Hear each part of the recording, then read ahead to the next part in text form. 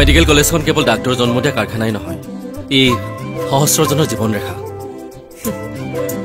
সৰু থাকোঁতে মায়ে কৈছিল ডাক্তৰ মানে সৰু মানুহৰ ভগৱান, তেওঁলোকেনো নিস্বাৰ্থ সেৱা। যদি সেয়াই হয় তেন্তে মানৱ সেৱকৰ দেশত মানৱীয় সত্তা হেৰাই গ'ল কিয়?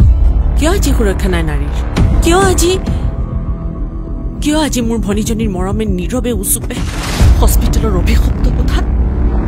কিয়?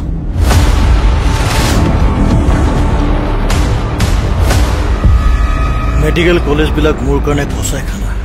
ইয়াৰে অজলা জীৱবিলাক বৰবাদ কৰি পেলাই মোৰ দৰে স্পেচিয়েল মানুহৰ প্ৰয়োজন।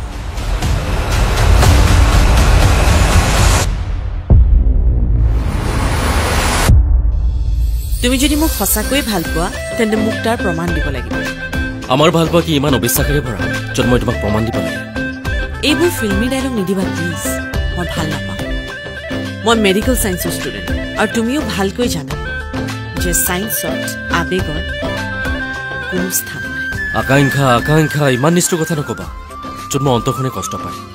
ৰিয়েলি?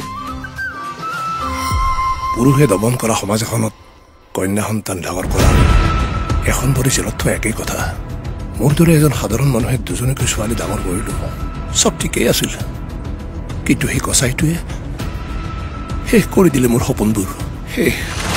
চব শেষ।